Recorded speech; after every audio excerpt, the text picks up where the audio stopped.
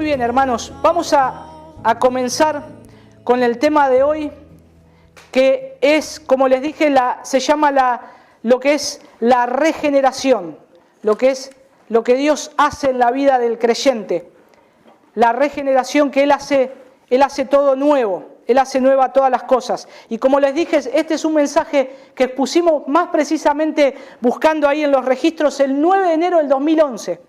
Expusimos este mensaje y obviamente tiene algunos retoques de acuerdo a lo que uno va aprendiendo y el Señor también va hablando en su palabra.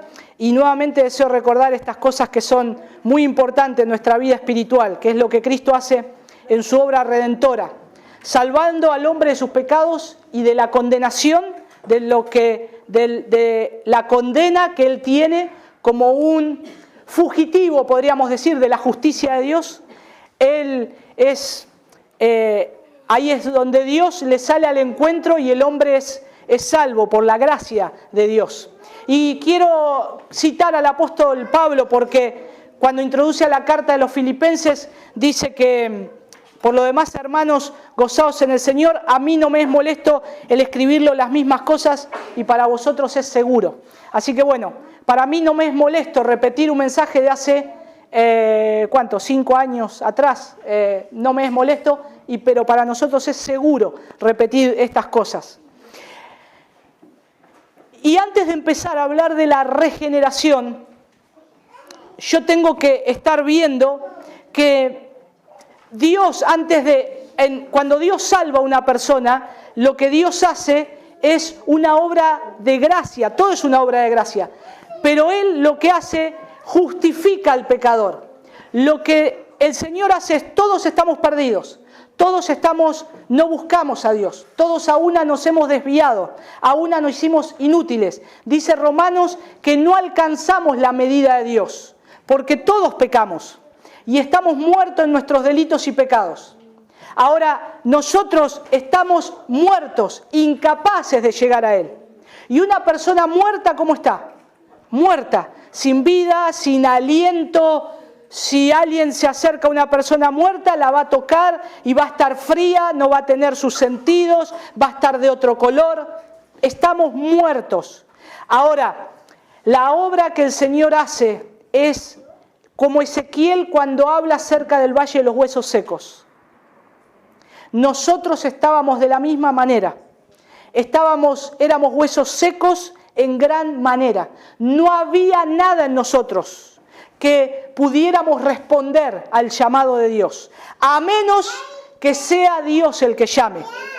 Entonces, ¿qué es lo que hace Dios con ese llamado supremo? Lo que hace Dios es llamar al hombre y por medio de su palabra, cuando llama, hay vida. Por eso cuando Ezequiel se presenta está en el valle de los huesos secos, el Señor le pregunta, ¿vivirán estos huesos? Profetiza, hijo de hombre. ¿Vivirán estos huesos? Y Ezequiel le dice, Señor, tú lo sabes. Solamente tú lo sabes. Ahora Dios le dice, di la palabra. Di la palabra. Háblale a estos huesos que vivan. Y entonces ahí comienza ese ejército de huesos a formarse y a tomar vida. Y eso es lo que nosotros, estando muertos en nuestros delitos y pecados, nosotros estábamos en la misma condición. Escuchamos la voz de Dios y comenzamos a tomar vida. Se reduce, hermanos, en las palabras que Juan describe en la resurrección de Lázaro. Con 3 palabras, el Señor da vida a un muerto. Lázaro, ven fuera. Cuando Jesús dice, Lázaro, ven fuera, Él está diciendo la palabra. Y Él le está ordenando que esa alma viva, se levante y camine hacia Él. Esa es la obra de gracia que el Señor hace en aquellos que Él llama, por su gracia, por su misericordia. Él un día nos llamó, escuchamos la voz, nos levantamos y acudimos al llamado, corrimos hacia Él. Porque era el Señor Jesús que nos estaba llamando y esa gracia es irresistible. Y esa gracia es irresistible. Nadie puede resistir la gracia de Dios. Nadie puede resistir el llamado de Dios. Aún un hombre llamado Saulo, que luego se iba a llamar Pablo, él quería arremeter contra los cristianos, y aún un hombre que quería matar al mismo Jesús, se encuentra con Jesús, el Señor lo llama, lo resucita espiritualmente y él acude al llamado del Señor. Él acude al llamado del Señor cuando lo perseguía al Señor mismo, porque ahí mismo dice, ¿qué tienes contra mí? ¿Por qué me persigues, Saulo? Pero si Saulo no lo estaba persiguiendo a Jesús, Jesús ya había resucitado, Jesús ya estaba glorificado. Es que Pablo perseguía a la iglesia, y la iglesia es Cristo, la iglesia es Jesús. Por lo tanto, el tema era muy personal. Jesús dice, me perseguís a la iglesia y me perseguís a mí. Entonces, ¿por qué me persigues? Y ahí está la gracia de Dios, obrando sobre un hombre pecador. Y así como Dios hizo con cada uno de nosotros, nos llamó, escuchamos la voz del Señor y acudimos a Él. Acudimos al llamado. Pero ahora, hermanos, lo que es la regeneración. La palabra griega de regeneración son dos palabras juntas. Es un renacimiento. Pero la palabra lo que significa es nuevo nacimiento. Nuevo nacimiento. Eso es lo que es la regeneración. Es hecho todo nuevo. Y ya nosotros también podemos estar, o hemos estado viendo cuando vimos la parte del Evangelio, que el hombre está muerto en sus delitos y pecados. El problema desde la caída, el problema ¿qué es? El pecado. Esa muerte espiritual, esa separación con Dios. Pero ahora el Señor, Él es el que inicia esa búsqueda del hombre. Es Él el que quiere reconciliar al hombre con Dios. Él no tendría necesidad de hacerlo, pero por su gran amor y por su gran afecto, por su incomparable amor, Él llama a hombres pecadores para traerlos hacia Él, regenerarlo, que vivan una vida de acuerdo a lo que Él les manda y glorificarlos, todo para su propia gloria. Es una obra preciosa de la soberana gracia de Dios. Es una obra preciosa de nuestro Señor y nuestro Salvador. Y ahí en Mateo capítulo 4, versículo 16, ahí está lo que Jesús vino a hacer. Mateo 4, 16 dice, el pueblo asentado en tinieblas vio una gran luz, y a los que vivían en región y sombra de muerte, una luz les resplandeció. Una luz les resplandeció. Y en Mateo capítulo 1, versículo 21, cuando es la anunciación, lo que iba a pasar a María, el Señor, el ángel se le aparece y le dice, y dará a luz un hijo, y llamará su nombre Jesús, porque Él salvará a su pueblo de sus pecados. Hermanos, cuando el Señor nos salva, nos justifica, son dos palabras diferentes lo que es la justificación que Dios hace y la regeneración. La justificación es la imputación de un castigo que alguien tiene que pagar y un criminal que soy yo. Y entonces yo tengo que pagar con mi muerte justa la enemistad que tengo con Dios. Pero la justificación ocurre en la cruz. Es Dios mismo mirando al pecador que no tiene salida, está acorralado, él tiene que pagar, pero mira al Cordero inmolado, mira a Jesús, mira la cruz. Entonces ya no mira al pecador, lo mira a Jesús. Y el Señor dice, Dios Todopoderoso dice, he aquí yo perdono, he aquí la cuenta está paga. Lo mismo que dijo Jesús, consumado es. La cuenta está paga. Ahora todo hombre que crea en Cristo, que se arrepienta de sus pecados y crea en la obra redentora de Dios, de Cristo en la cruz, entonces Él es salvo. Es por medio de Él y solamente de Él que el hombre es salvo. No es por algo personal que yo pueda hacer porque estoy medio muerto, como se ha enseñado, porque el hombre todavía tiene la voluntad de acercarse a Dios. El hombre no está totalmente depravado, el hombre no está totalmente muerto. No, hermanos, la palabra es categórica. Estábamos muertos y necesitábamos una obra sobrenatural para que nos pusiera sobre nuestros pies y acudiéramos al llamado de Dios. Y eso es la gracia de Dios. Ahora el historial que pesaba contra mí, ahora el justo paga por los injustos. Ahora Dios queda satisfecho. Dios queda satisfecho en la cruz de Cristo. Pero ahora está la pregunta, Dios hace esa obra de gracia salvando al hombre, atrayéndolo hacia Él y lo deja libre que haga lo que quiera. Lo deja libre, bueno, ahora ya te salvé, ya te justifiqué y ahora podés conducirte de acá hasta que vayas a mi presencia o que vivas el cristianismo como puedas.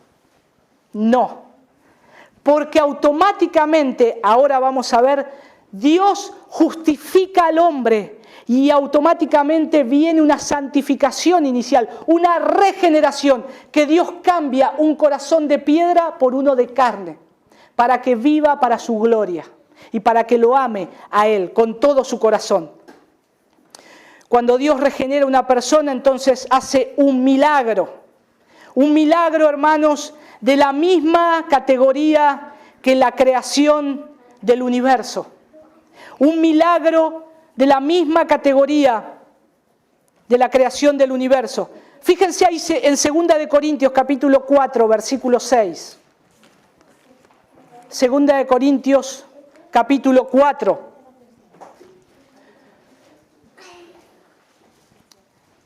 Versículo 6. Dice, porque Dios que mandó que de las tinieblas resplandeciese la luz, es el que ha resplandecido en nuestros corazones para iluminación del conocimiento de la gloria de Dios en la faz de Jesucristo. ¿Saben qué es esto? Es una luz impactando en el alma del hombre.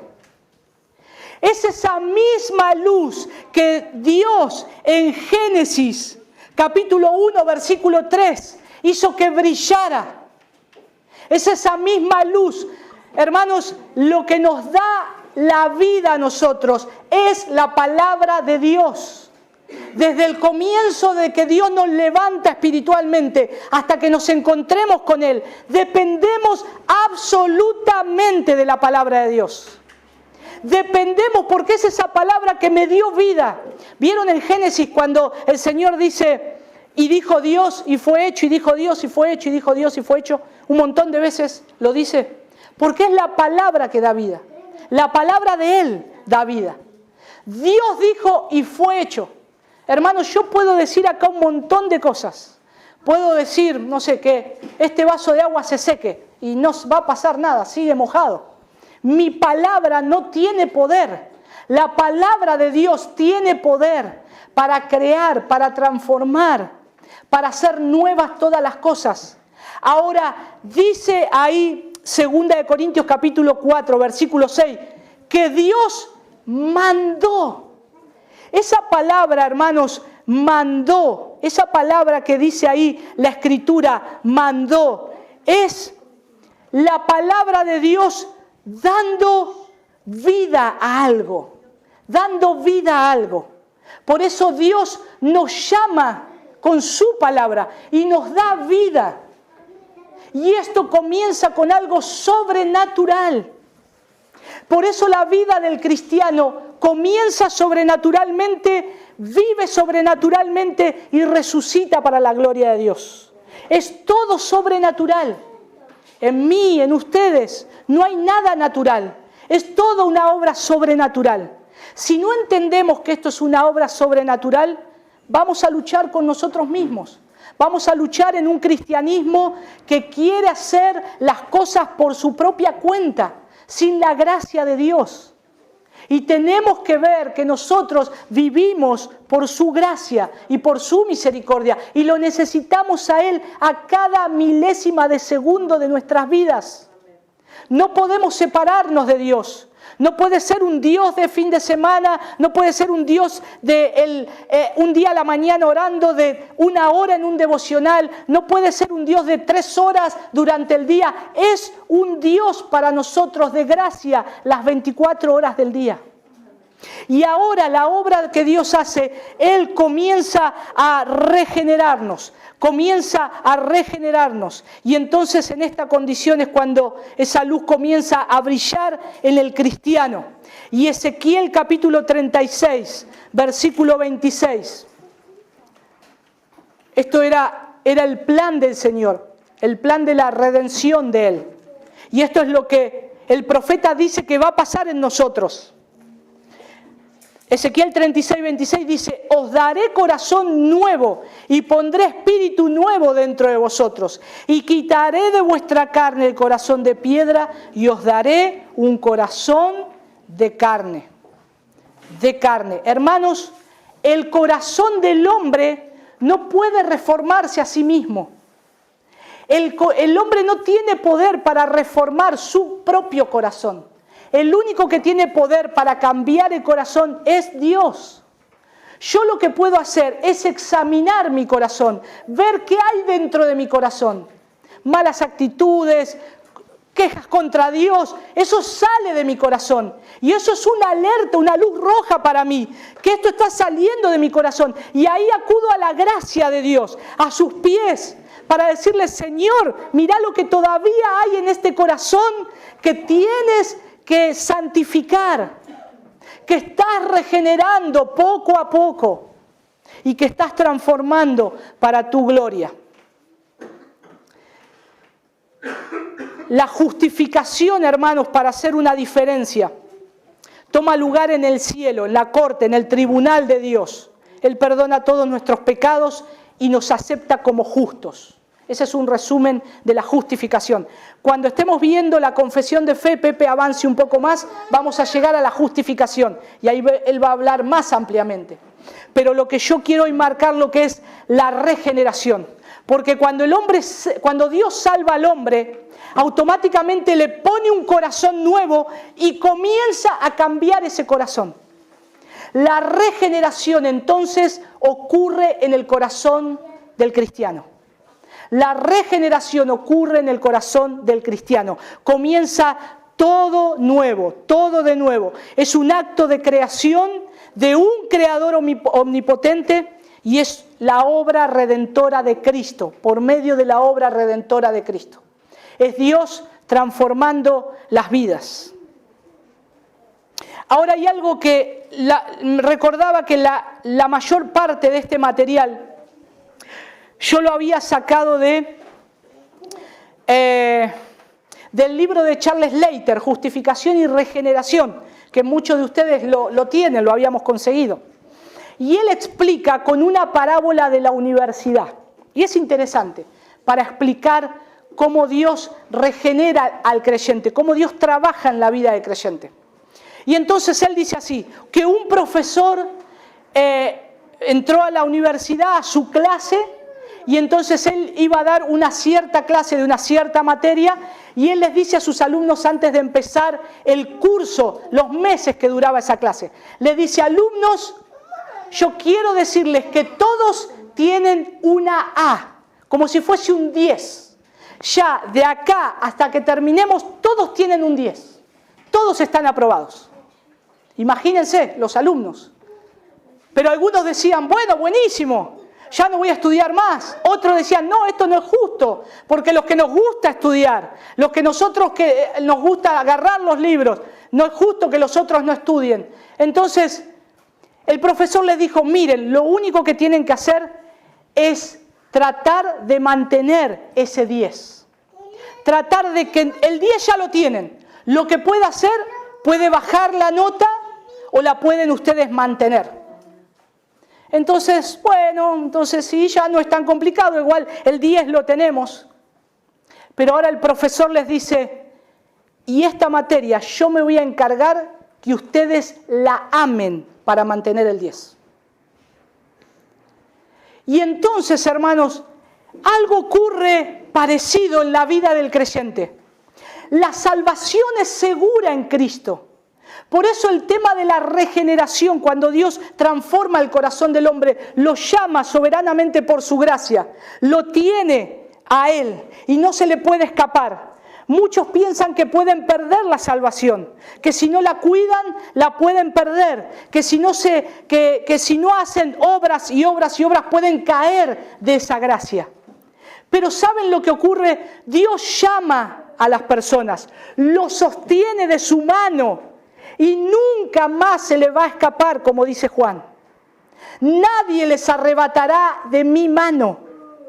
Pero uno dice entonces, los legalistas dicen, pero entonces podemos vivir una vida en el pecado, total, ya soy salvo. No, porque lo que hace la regeneración es que Dios ya te cambió el corazón. Y ahora vos ya no amás el pecado, vos ya no querés pecar más, pero vas a tener esa lucha. Y entonces vas a acudir a Dios. Y entonces vos vas a luchar con el pecado. Pero ahora lo que hace Dios, ¿saben qué es? Nos llama a su luz admirable y Él nos hace que le amemos. Él nos hace que le amemos a Él. Él pone en nuestro corazón un deseo de amarlo, un deseo de seguirlo, un deseo de ser transformado para su propia gloria. Y eso es una evidencia de que yo soy hijo de Dios. Ahora, si yo hago lo contrario, digo, voy a la iglesia, hice una oración de fe, como es lo que pasa con el decisionismo. Miren lo que pasa.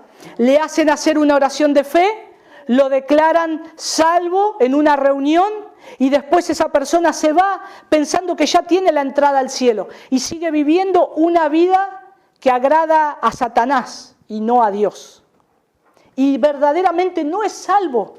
No ha ocurrido, no ha impactado la gracia de Dios. Todavía no, él no conoce a Cristo porque todavía ama el pecado, ama seguir el pecado, está inclinado hacia el pecado. Pero cuando Dios cambia el corazón, Él nos mantiene firmes. Miren lo que dice ahí Romanos capítulo 5, versículo 2. Romanos capítulo 5, versículo 2. Por medio de quien también hemos obtenido entrada por la fe a esta gracia en la cual estamos firmes y nos gloriamos en la esperanza de la gloria de Dios. Hermanos, no trabajamos para tener la vida eterna. Ya la tenemos, la vida eterna. Ya el Señor nosotros estamos viendo que tenemos entrada por medio de Él. Hemos obtenido entrada a la fe por la gracia de Él. Y ahora Él, ¿qué dice ahí? Estamos firmes. Ahí Romanos dice, estamos firmes. ¿Saben qué significa la palabra en griego firmes? Es estar continuamente de pie. Es estar de pie una y otra vez delante de Él. Estamos firmes, estamos de pie. ¿Por qué? Por medio de la esperanza de la gloria de Dios. ¿Encuentran algo acá acerca del hombre? ¿Hay algo que sea mérito mío? Es por la fe, es por la gracia de Dios, es por la esperanza en la cual yo fui llamado una vez. Es por Él. Y esto es un aliento, hermanos. En comprender el tema de la regeneración, cómo Dios trabaja en la vida del cristiano, es liberador para el cristiano.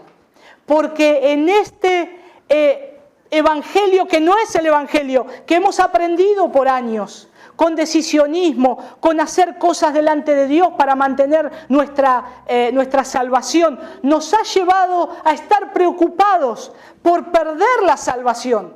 Nos ha llevado a estar preocupados por hacer obras y obras y obras para los hombres y no para Dios.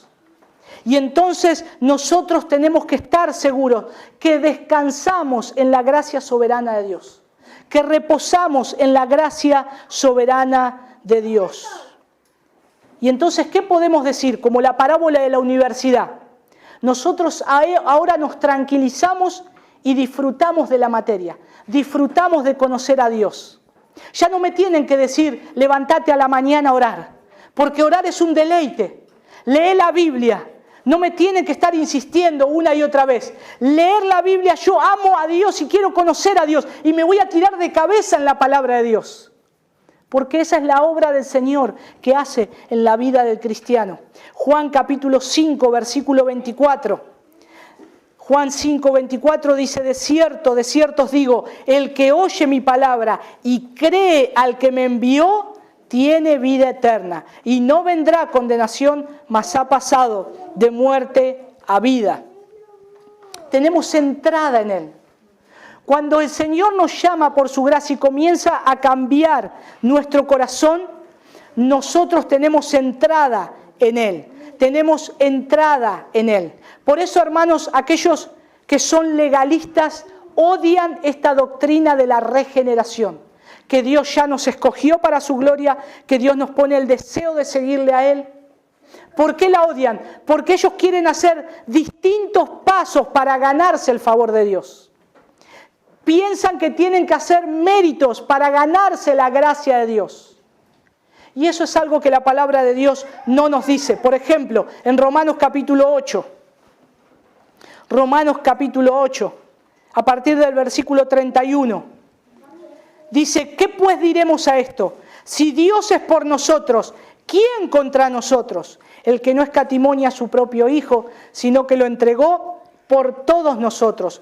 ¿Cómo no nos dará también con Él todas las cosas? ¿Quién acusará a los escogidos de Dios? Dios es el que justifica. ¿Quién es el que condenará? Cristo, el que murió, más aún el que también resucitó, el que además está a la diestra de Dios, el que también intercede por nosotros. Y me serán, el versículo, casi tengo los textos ahí sobrepuestos y me iba a ir rápidamente a Jeremías. Fíjense que ahí el Señor no solamente nos salva, nos escoge, nos pone el deseo de seguirle a Él, pero ¿saben qué es lo que hace Dios en Cristo en este momento, en este preciso momento que nosotros estamos acá? Intercede por nosotros, para que no caigamos. Intercede por nosotros todo el tiempo, hermanos, y les aseguro que Dios no se queda dormido, Dios no se le pasa de largo. Dios intercede por cada uno de sus hijos.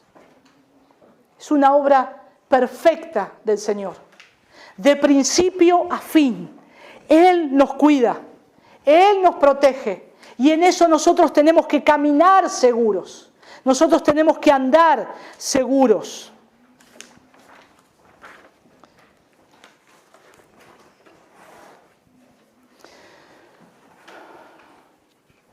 Los religiosos, una de las cosas que piensan es que si nosotros creemos en que Dios nos llama por su gracia, nos salva, nos transforma el corazón y ya vivimos una vida que le agrada a Él, entonces ninguno va a guardar la ley. Ninguno va a guardar la ley.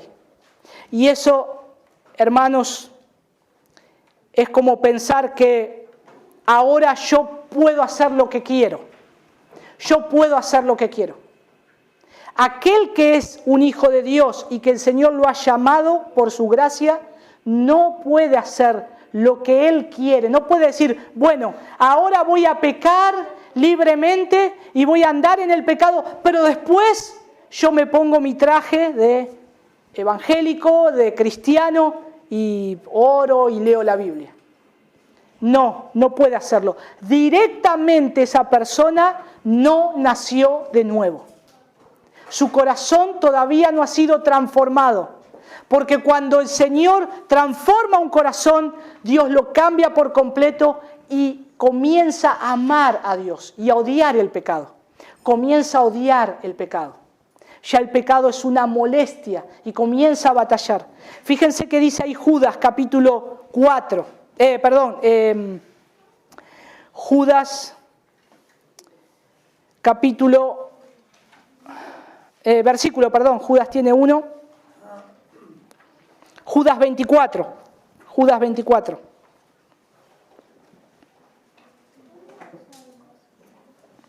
Dice, y aquel que es poderoso para guardaros sin caída y presentaros sin mancha delante de su gloria con gran alegría. ¿Cómo es Dios cuando nos llama? nos guarda sin caída. Y eso es parte de la regeneración. Él nos guarda sin caída. Nos guarda sin caída. La palabra griega ahí es fulao. Y se utilizaba para cuando a los presos le metían los grillos en las piernas y no se podían escapar, no se podían mover. Entonces ahí el Señor está diciendo, yo los estoy sosteniendo y aprisionando, los estoy guardando, ustedes no se van a caer, no se van a caer. Nos guarda sin caída y a su vez Él nos presenta delante de Dios sin mancha. Y acá utiliza un término que es un sentimiento de Dios, con alegría, con alegría. Qué precioso que es. El Señor nos llama, el Señor nos guarda, nos aprisiona, nos sostiene. Ahora Él nos ve sin mancha, Él nos ve a futuro y Él nos presenta a nosotros mismos con gran alegría, con gran alegría. Eso es un motivo de gozo para el cristiano, de que un Dios tan bueno y misericordioso, y yo siendo un hombre tan miserable y pecador, Dios haya hecho todo este plan de redención para cada uno de nosotros, para cada uno de nosotros. Hermanos, nosotros no valíamos nada. Nosotros no valíamos nada. ¿Saben quién puso el precio? Cristo. Él es eternamente valioso.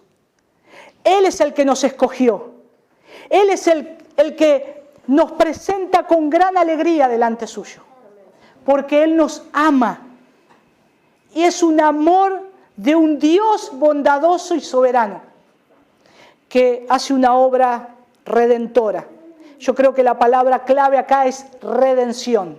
Eso es lo que más tendríamos que estudiar y saber. Redención. La obra redentora de Cristo.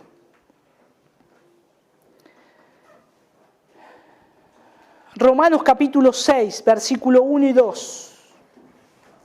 Para aquellos que piensan que se puede pecar libremente.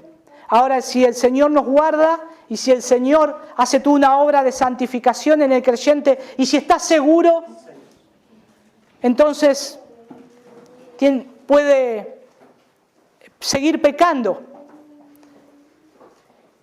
¿Tiene inmunidad al castigo? No, de ninguna manera. Romanos capítulo 6, versículo 1 y 2 lo responde. ¿Qué pues diremos? ¿Perseveraremos en el pecado para que la gracia abunde? En ninguna manera, porque los que hemos muerto al pecado, ¿cómo viviremos en él? ¿Cómo vamos a vivir en el pecado? Hermanos, si hay alguien que persiste en pecar, basta ya, no peque más, no puede pecar, no tiene que gozarse en el pecado. No es que no puede pecar, de hecho vamos a pecar porque todavía no hemos sido transformados completamente, pero no puede deleitarse en el pecado. Yo creo que si alguien persevera en el pecado tiene que examinarse a ver si está en la gracia de Dios. Porque la palabra acá perseveremos o perseveramos en pecado es la palabra griega epimeo, que es continuamente estar haciendo algo.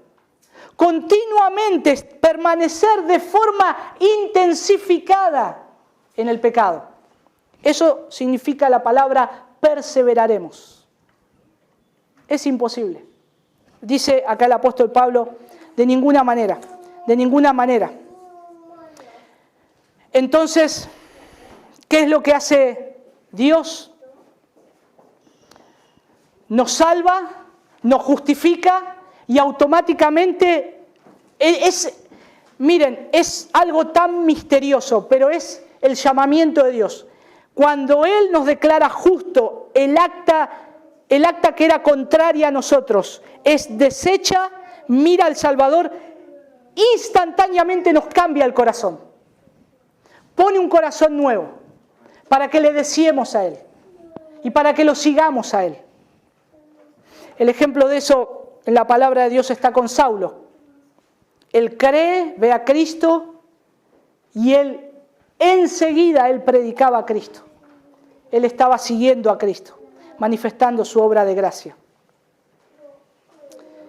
¿Qué pasa si hay hombres que continúan morando en el pecado y que creen que pueden ser cristianos? Hermanos, esto lo vamos a encontrar más de lo que nosotros creemos. Y no sé si entre nosotros hay familiares que creen eso. Dicen, yo hice una oración de fe y ya está, listo, ya el Señor me salvó. No sé, falta que digan, lo siento por vos. Pero no, no te salvó. Vos seguís viviendo una vida que no agrada a Dios. Vos seguís perseverando en el pecado. Amás más el pecado que a Dios. Judas versículo 4. Judas 4 dice bien de estos hombres. Y es fuerte lo que dice Judas. Judas 4, noten lo que dice ahí. Porque algunos hombres han entrado encubiertamente, los que desde antes habían sido destinados para esta condenación. Hombres impíos que convierten en libertinaje la gracia de nuestro Dios y niegan a Dios, el único soberano, y a nuestro Señor Jesucristo. ¿Saben lo que dice el comentarista Matthew Henry con respecto a este versículo de estos hombres? Si hay alguien que se comporta de esa manera, dice lo siguiente: ellos son los peores impíos, los que toman tan atrevidamente la exhortación a pecar, porque la gracia de Dios abundó, y aun cuando abunda tan maravillosamente, y los que están endurecidos por la magnitud y plenitud de la gracia del Evangelio, cuyo designio es librar al hombre del pecado y llevarlo a Dios. Esa es la gracia de Dios, es libertar al hombre del pecado y llevarlo hacia Dios. Entonces estos hombres estaban tomando atrevidamente el mensaje del Evangelio y vivían como ellos querían. Pero dicen que ellos están destinados a condenación. Están destinados a condenación. Bien, ahora vamos a pasar a ver la obra de Dios, cómo regenera al cristiano, cómo regenera. Y quiero que en esto, hermanos, nosotros podamos estar viendo si nosotros estamos siendo fieles en seguir todo lo que Dios nos dice que tenemos que seguir, o hacer todo lo que Dios nos dice que tenemos que hacer.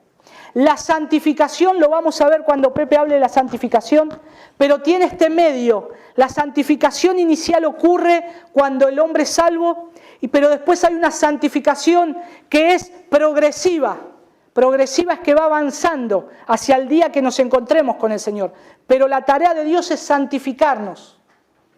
Ahora, Dios nos dice en su palabra que nosotros tenemos que hacer cosas. Porque aquel que es salvo sabe que tiene que hacer esas cosas. Cuando nos dice que tenemos que orar y velar, lo tenemos que hacer nosotros, no porque seamos salvos por gracia, ya no oramos, ya no evangelizamos, ya no leemos la Biblia, ya no nos predicamos el Evangelio, no. Una y otra vez yo tengo que recordarme la gracia de Dios. Yo tengo que orar porque dependo sobrenaturalmente de su gracia. Es una obra sobrenatural, no nos olvidemos. Es una obra sobrenatural en nosotros. Todo, hermanos, es sobrenatural. La vida que ustedes viven es sobrenatural. Lo que van a vivir a futuro es sobrenatural. Vamos a ir al cielo y vamos a vivir con Cristo. Eso es locura para el mundo, pero para nosotros es salvación. Es el Evangelio de Cristo.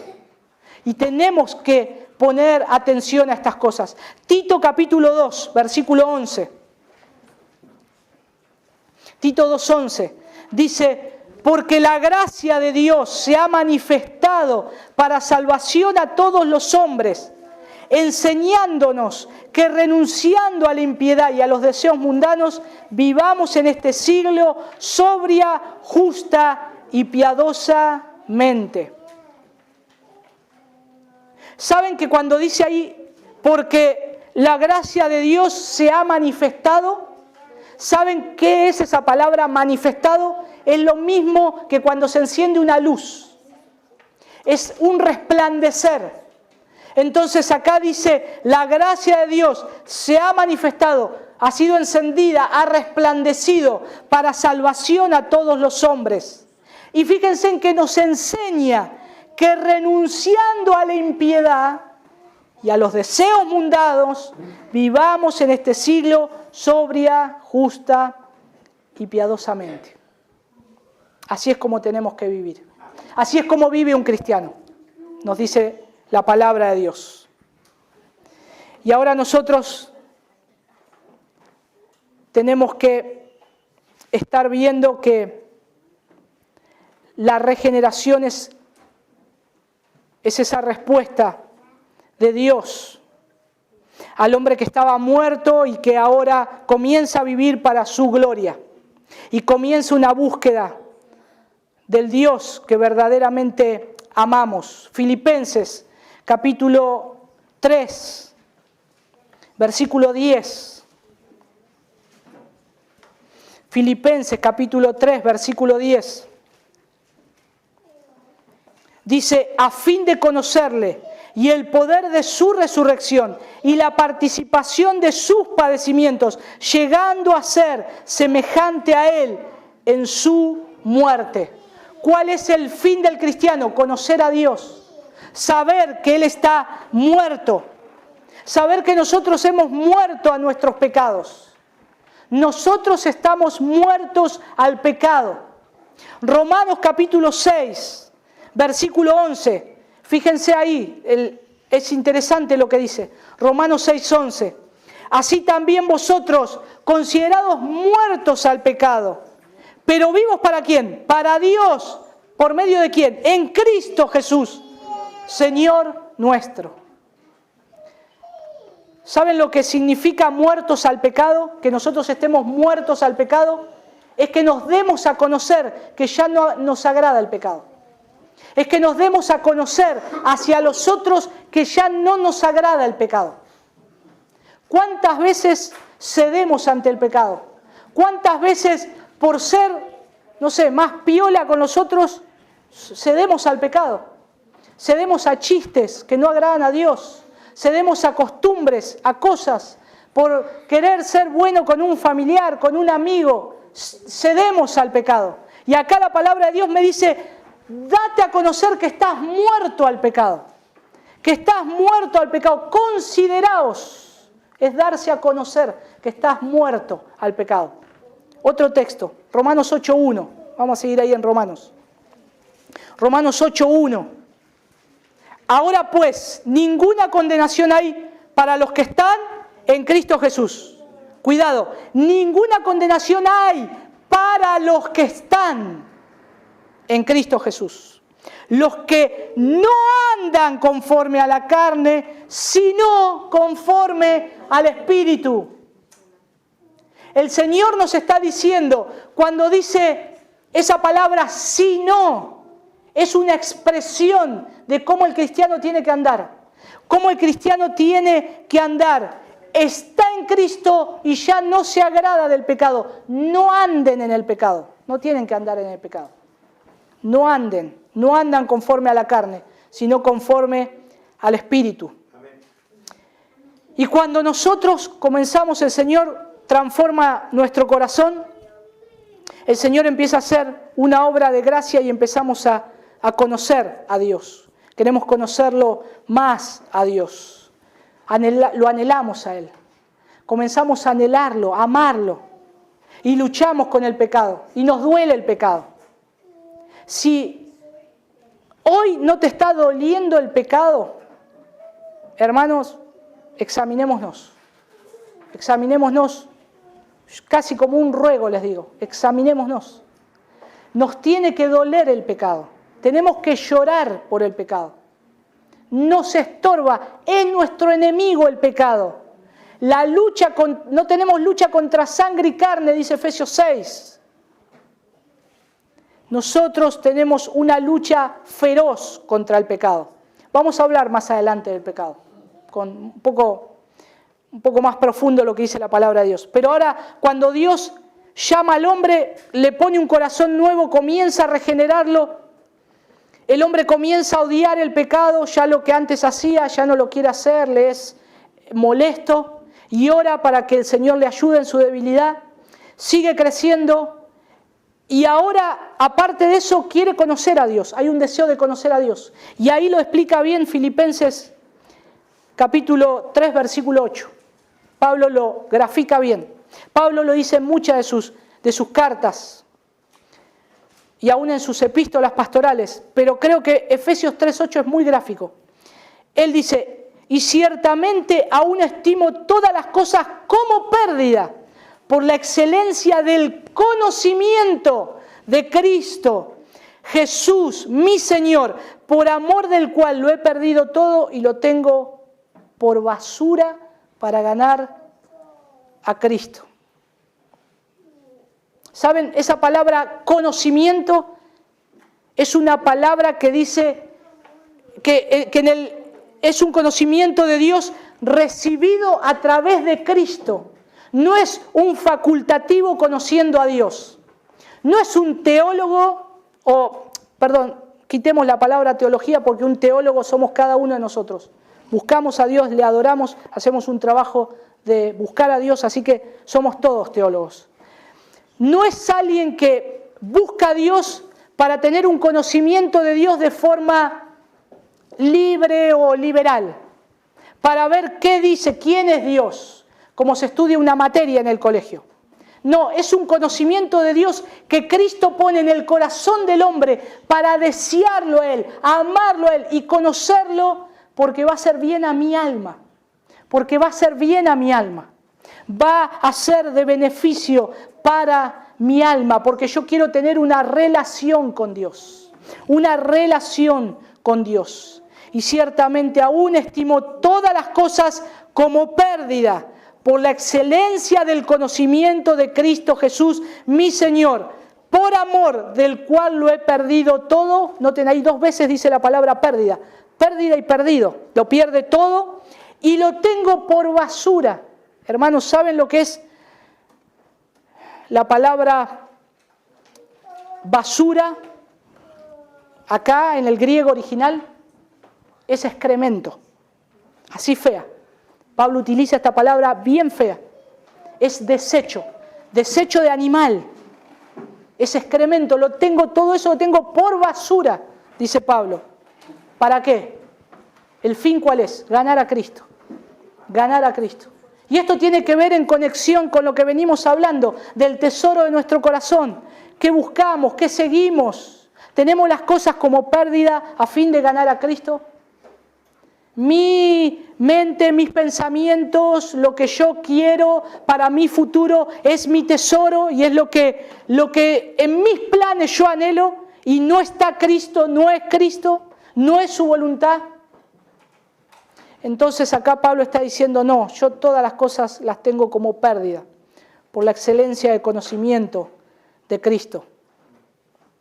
En Juan capítulo 17, versículo 3. Juan 17, 3.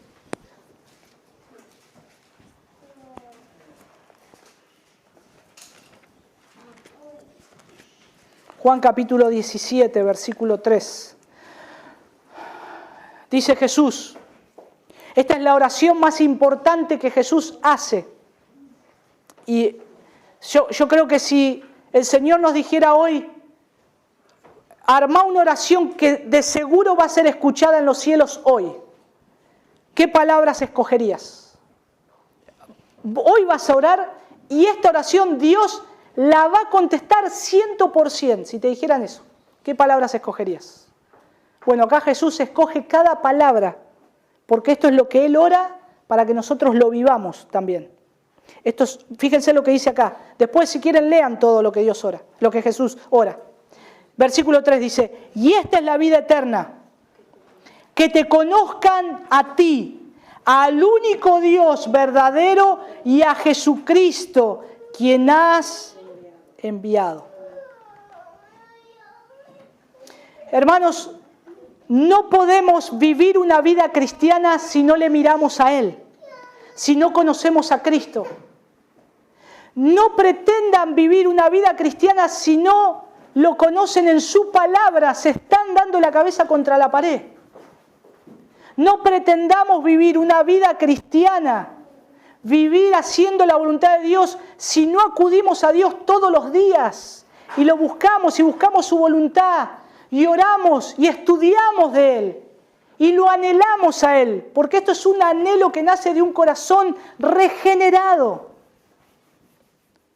Entonces nosotros tenemos que conocer a Dios, al único Dios verdadero, pero a su vez a Jesucristo.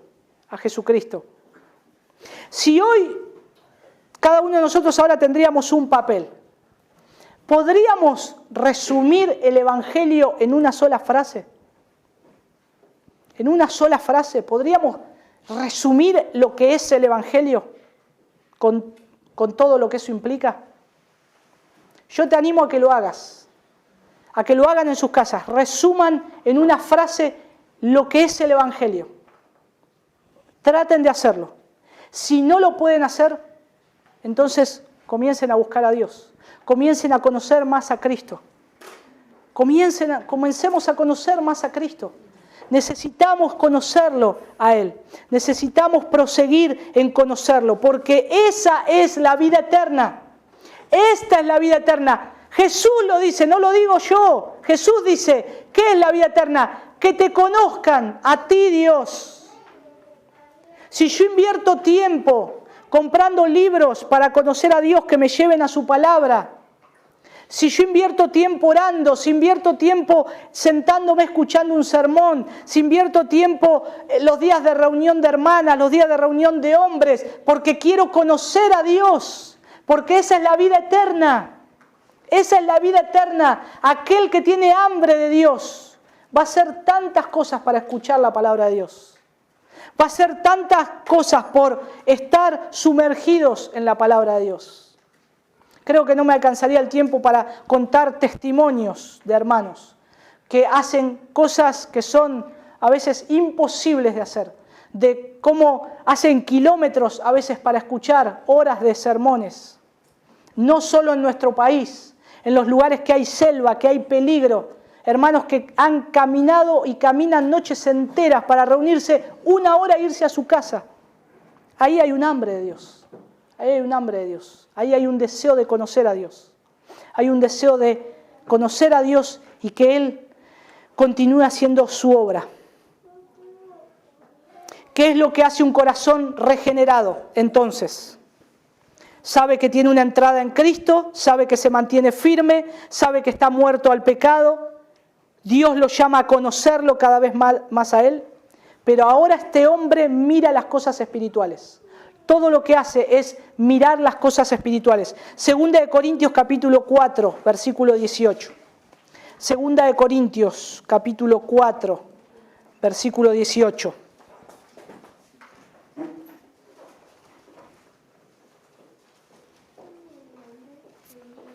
No mirando nosotros las cosas que se ven, sino las que no se ven.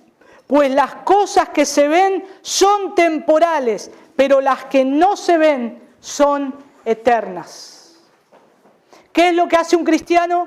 Que el Señor lo ha cambiado, lo ha regenerado, no mirando nosotros las cosas que se ven, sino las que no se ven, pues las cosas que se ven son temporales, pero las que no se ven son eternas.